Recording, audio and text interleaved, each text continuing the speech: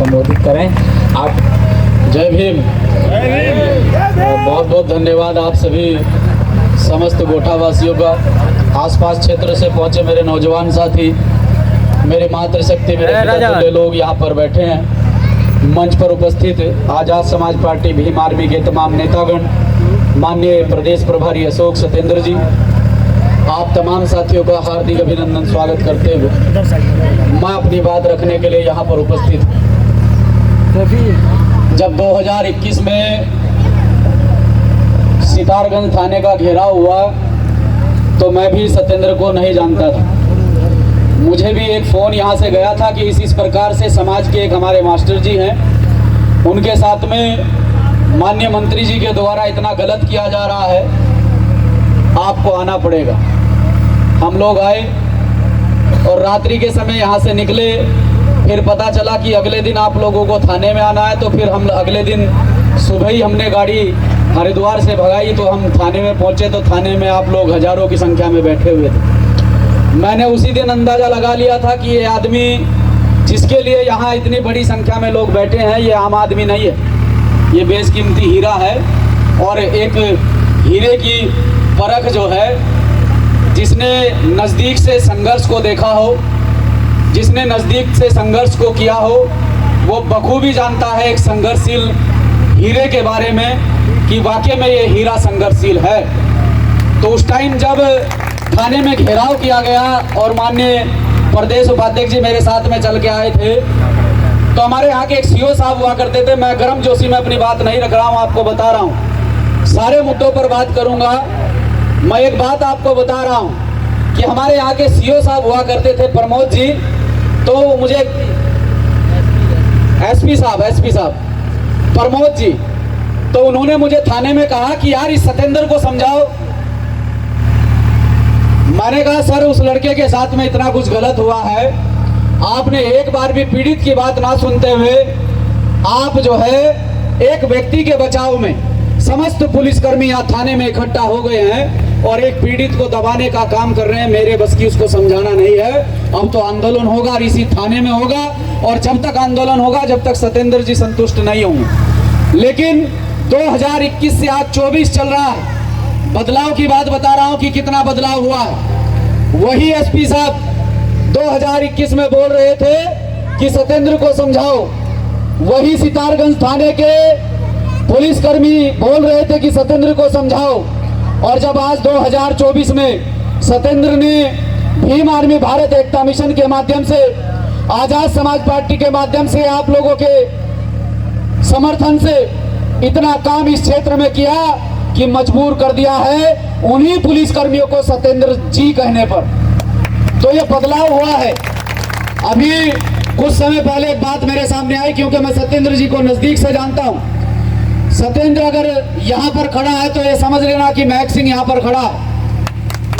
ये जो दो साथी यहाँ पर उपस्थित हैं, एक हमारे जिला अध्यक्ष भीम आर्मी से, एक हमारे जिला अध्यक्ष आजाद समाज पार्टी से, और पूरे विश्वास के साथ, पूरे दावे के साथ इस बात को कह सकता हूँ कि मेरी गैर मौजूदगी में पूरे प्रदेश के अंदर अगर महक सिंह की तरह कोई प्रशासन से आमना सामना कर सकता है, कोई लड़ सकता है और बेबाकी से अपनी बात रख सकता है, तो मेरी नजरों में पहला नाम सतेंद्र का आता है।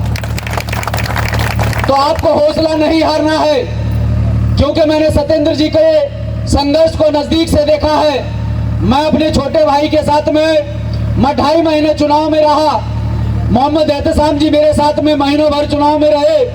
हमने नजदीक से देखा कि किस प्रकार से ये हमारा छोटा भाई कितना संघर्षशील है, कि हमारे उठने से पहले सब कुछ तैयार हो जाया करती थी, और पूरे फील्ड में जहां कहीं मीटिंग नहीं लगी और हमें फील्ड से ये मैसेज आया माननीय प्रभारी जी कि उस गांव में मीटिंग नहीं हो पाएगी, मैंने कहा उसी गांव में मीटिंग होगी, क्योंकि जो क्षेत्र मुझे और सतेंद्र को दिया गया था वो क्षेत्र पूरा आरएसएस का गढ़ था। धामपुर को आरएसएस का जिला बोला जाता है, लेकिन हमने करके दिखाया।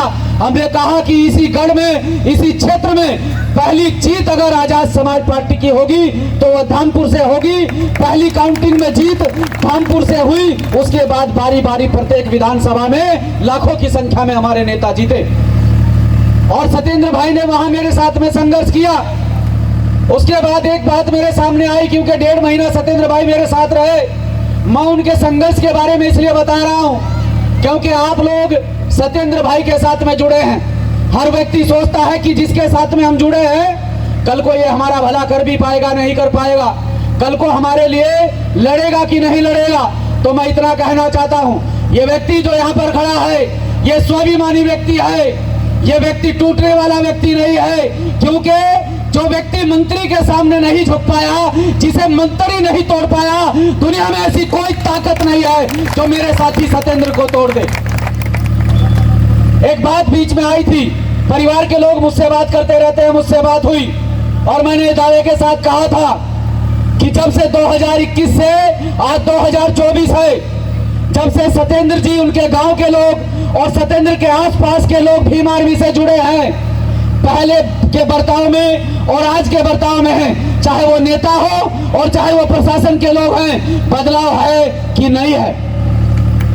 क्योंकि जब सत्येंद्र भाई मेरे पास रहे, परिवार के लोग मेरे पास छोड़कर आए कि कुछ लोग जो गलत मानसिकता रखते हैं, जो चाहते नहीं कि इस क्षेत्र में भीम आर्मी का उदय हो, जो चाहते नहीं कि इस क्षेत्र के लोग तरक्की करें, वो आपको गुलाम बनाकर रखना चाहते हैं। वो चाहते हैं कि आप उनके गुलाम बने रहें, आप उनसे सवाल ना करें। एक सत्येंद्र ने एक मंत्री से सवाल किया तो बड़ा बवाल हो गया, उस व्यक्ति को जान से मारने तक की धमकी दी गई। तो मैंने सत्येंद्र भाई को कहा कि अभी अपना बैग पैक कीजिए और मेरे पास आइए, मैं देखता हूं कौन आपको जान से मारने की धमकी देता है। और मैं सत्येंद्र भाई यहाँ पर खड़े हैं, मैंने वहीं से बैठकर मंत्री जी के एक प्रिय आदमी को फोन किया।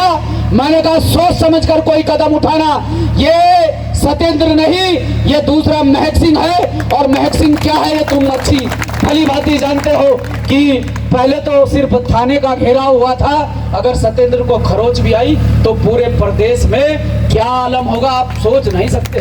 पूरे प्रदेश का चक्का जाम कर देंगे। तो परिवार के लोग बेचिंत रहें, आपका बच्चा, आपका बेटा, आप मेरी माँ है, मेरी बहन है, आपने अपने बच्चे को, अपने बेटे को अगर किसी संगठन को समर्पित किया है, किसी संगठन में आपका बेटा काम कर रहा है, तो संगठन भी आपको निराशा हाथ नहीं लगने देगा। हाँ, ये जरूर कह सकता हूं कि हमारा समाज आर्थिक रूप से मजबूत नहीं है, हम कहीं ना कहीं आर्थिक रूप से कमजोर हैं, आर्थिक आधार पर हम आकर टूट जाते हैं। लेकिन मैं आपको कहना चाहता हूं कि किसी भी प्रकार की समस्या हो, किसी भी प्रकार का आपके सामने कोई भी समस्या हो, उसका समाधान करने के लिए मिल बांट कर ये बच्चे तैयार हैं। ये बच्चे आपके लिए 24 घंटे संघर्ष करेंगे। और रही बात इस आंदोलन की, धरने की, जब हम लोग वहां बिजनौर में उपस्थित थे तो वहीं से सत्येंद्र भाई ने आगाज किया था कि अध्यक्ष जी, मैं यहाँ चुनाव से फ्री होकर अपने क्षेत्र की समस्याओं को लेकर धरने पर बैठूंगा। मैंने कहा कि आप धरने पर बैठिए, पूरा संगठन आपके साथ खड़ा है। मेरी बाहर ड्यूटी लगती रहती है, मुझे माननीय अध्यक्ष जी के द्वारा बाहर भेजा जाता रहता है समय समय पर, तो मैं नहीं आ पाया। लेकिन मेरी गैर मौजूदगी में भी अगर सत्येंद्र यहाँ पर खड़ा है तो ये समझ लीजिएगा कि चंद्रशेखर आजाद और महक सिंह यहाँ पर खड़ा है। आप जिस धरने को चला रहे हैं वो आपकी संवैधानिक मांग है। ये मांग आपकी जब तक पूरी नहीं होगी, भीम आर्मी का बच्चा बच्चा आपके साथ खड़ा है, आजाद समाज पार्टी का प्रत्येक कार्यकर्ता आपके साथ खड़ा है। हमारे अधिकार जब तक हम लोगों को नहीं मिलेंगे, हम डटकर इन सरकारों का मुकाबला करने के लिए तैयार हैं और इन क्षेत्रीय नेताओं का, इन मंत्रियों का भी मुकाबला करने के लिए तैयार है। क्योंकि हमने चैलेंज करके इन्हें कहा था और इलाज करेंगे, 2027 में बता देंगे जिन माननीय मंत्री जी के द्वारा सत्येंद्र जी का अपमान किया गया, थाने में उठवाकर अपनी पावर का गलत इस्तेमाल करते हुए मेरे भाई को, क्योंकि हम इतनी ताकत में उस टाइम नहीं थे, उस टाइम हमें पता नहीं था कि लोका गोटा में भी हमारा एक हीरा रहता है, हमें जानकारी नहीं थी। अगर उस टाइम सत्येंद्र जी भीम आर्मी से जुड़े होते, आजाद समाज पार्टी से जुड़े होते, तब बताते हम माननीय मंत्री जी को चैलेंज के साथ कहते हैं तुम्हारे ही क्षेत्र में तुम्हारा आना जाना बंद ना करा देते तो भीम आर्मी के लोग ना कहलाते। क्योंकि हम अपने कार्यकर्ता के लिए संघर्ष करना जानते हैं कि किस प्रकार का संघर्ष अपने कार्यकर्ता के लिए करना चाहिए। और बदला लेंगे इन लोगों से जो ये भाजपा कांग्रेस के लोग बड़े बड़े दावे करते हैं, यहाँ इस क्षेत्र में आकर इस क्षेत्र को पूरी तरह से पिछड़ा कर दिया गया है। इस क्षेत्र पर कोई ध्यान नहीं देता है। मैं 3 साल पहले इस गांव में आया, मैं गोठा में आया, 3 साल पहले भी वही हालत थी, 3 साल बाद भी वही हालत है। अगर आप लोग नहीं सुधरे, आपके हालात नहीं सुधरे, तो चाहे 3 के भी 6 साल हो जाए, हालात यही रहने वाले हैं। तो आपको समझना चाहिए, आपको सोचना चाहिए। 2027 में इनका इलाज करेंगे। जिस व्यक्ति ने हमारे कार्यकर्ताओं को सताने का काम किया, जिस व्यक्ति ने हमारे समाज के अधिकारों को मारने का काम किया, हमारे समाज के अधिकारों का दमन करने का काम किया है, उस प्रत्येक व्यक्ति को 2027 में जवाब देने का काम करेंगे। और चिंता मत करें, अभी तो गोठा के लोग हैं, चिंता मत करें। ये आसपास क्षेत्र के जो नौजवान साथी यहाँ पर पहुंचे हैं, अगर आपने मेहनत की और आपकी मेहनत यहाँ रंग लाई, मैं कहता हूँ कि रंग लाएगी, आपकी मेहनत यहाँ रंग लाएगी। हम कंटिन्यू मेहनत करते रहेंगे, लगातार संघर्ष करते रहेंगे। हम किसी मंत्री के दरवाजे पर नहीं जाएंगे, क्योंकि आने वाले समय में हम अपना खुद का मंत्री तैयार करेंगे। आने वाले समय में हम खुद का विधायक भी तैयार करेंगे, खुद का मंत्री भी तैयार करेंगे। क्योंकि जब भीम आर्मी की शुरुआत हुई और मैं आदरणीय एडवोकेट चंद्रशेखर आजाद जी के साथ में ऐसे ही हम दोनों भाई संगठन का निर्माण करने के लिए अपने अन्य सहयोगी साथियों के साथ में चला करते थे, तो हमें हमारे घर के भी लोग जो है इधर उधर की बात कहा करते थे कि तुम कुछ नहीं कर पाओगे, तुम्हारे जैसे बहुत आए बहुत चले गए, तुम कुछ नहीं कर पाओगे। लेकिन साथियों, ये आपके संघर्ष से सब कुछ हो पाया है कि आज जिस साथी के साथ में मैंने गांव-गांव गली-गली जाकर संगठन निर्माण कराने में मदद कराई, मेरा सीना चौड़ा होता है इस बात को कहते हुए कि वो साथी आज सदन के अंदर मौजूद है। हमारी मेहनत, हमारा संघर्ष आज सदन के अंदर दौड़ रहा है। तो इसलिए कहना चाहता हूं कि मेहनत करने में कसर मत छोड़ना। एक दिन ऐसा होगा कि हमारा संघर्ष, हमारा ये त्याग, हमारा ये समर्पण, हमारा ये बलिदान एक दिन इस उत्तराखंड की विधानसभा में दौड़ने का काम करेगा। जिस प्रकार से आज हम सड़कों पर संघर्ष कर रहे हैं, हमें हिम्मत नहीं हारनी है। हमें प्रत्येक उस वर्ग, उस जाति, उस समुदाय के व्यक्ति की लड़ाई को आगे बढ़ाना है, जो शोषित है, जो पीड़ित है, जो वंचित है। क्योंकि माननीय प्रदेश उपाध्यक्ष जी के द्वारा कहा गया कि यहाँ 2 वर्ग के लोग रहते हैं, एक शोषित और दूसरा शोषण करने वाला, एक शोषण सहने वाला और एक शोषण करने वाला। तो वो शोषित व्यक्ति किसी भी जाति, समुदाय, किसी भी धर्म का व्यक्ति हो सकता है। हम किसी की लड़ाई लड़ने को इनकार नहीं कर रहे हैं, लेकिन अपने लोगों के लिए हमारी प्राथमिकता है कि अपने लोगों के अधिकारों के लिए हम लड़ें, अपने लोगों के अधिकारों को हम आगे लेकर चलें और अपने लोगों के लिए हम संघर्ष करें और इनके अधिकारों को इन्हें दिलवाएं। तो आपसे इतना वादा करते हैं कि इतनी मेहनत इस क्षेत्र में करेंगे। अगर ये लोग हमारी बात को नहीं सुनते हैं और हमारी जो मांगे हैं कि ये गोठा क्षेत्र, ये लोका क्षेत्र, इस क्षेत्र को आज भी मालिकाना हक नहीं मिला। लंबे समय से 2-2 पीढ़ियां यहाँ से अपना जीवन बसर कर रही है, आज तक मालिकाना हक नहीं मिला। हम जाति प्रमाण पत्र नहीं बनवा पाते हैं, हम मूल निवास प्रमाण पत्र नहीं बनवा पाते हैं, यहाँ मंत्रियों के घरों के चक्कर काटने पड़ते हैं, यहाँ दलालों को पैसे देने पड़ते हैं। तो इतना वादा आपसे करते हैं, आप विश्वास रखिए हम लोगों पर। इस संघर्ष को ऐसे ही जारी रखेंगे, इस संघर्ष को ऐसे ही जारी रखेंगे और अधिकारी आपके घर पर आकर बोलेगा कि बताइए आपकी समस्या क्या है।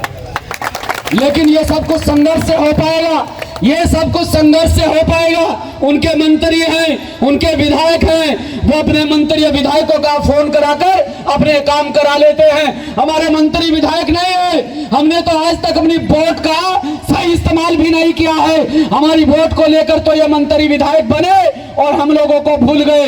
इसलिए 2027 में करारा तमाचा हम इन लोगों के मुंह पर मारेंगे और अपने भाई आदरणीय एडवोकेट चंद्रशेखर आजाद के हाथों को मजबूत करने के साथ साथ में इस क्षेत्र से, इस जिले में आजाद समाज पार्टी को बड़ी मजबूती से उसके संगठन का निर्माण कर रहे प्रत्येक कार्यकर्ता, प्रत्येक पदाधिकारी को मजबूत करने का काम करेंगे।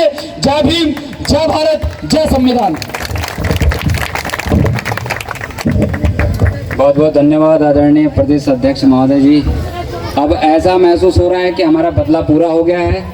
बहुत टाइम हमने इंतजार किया, आपने जो है हमारे लोगों को जो विश्वास दिलाया है और मजबूती दी है। 5 मिनट का समय, 5 मिनट चाहता हूँ। माननीय हमारे प्रदेश प्रभारी जी आप हैं, आपसे मैं चाहूँगा कि आप अपनी बात जरूर रखें, बहुत समय हो गया है।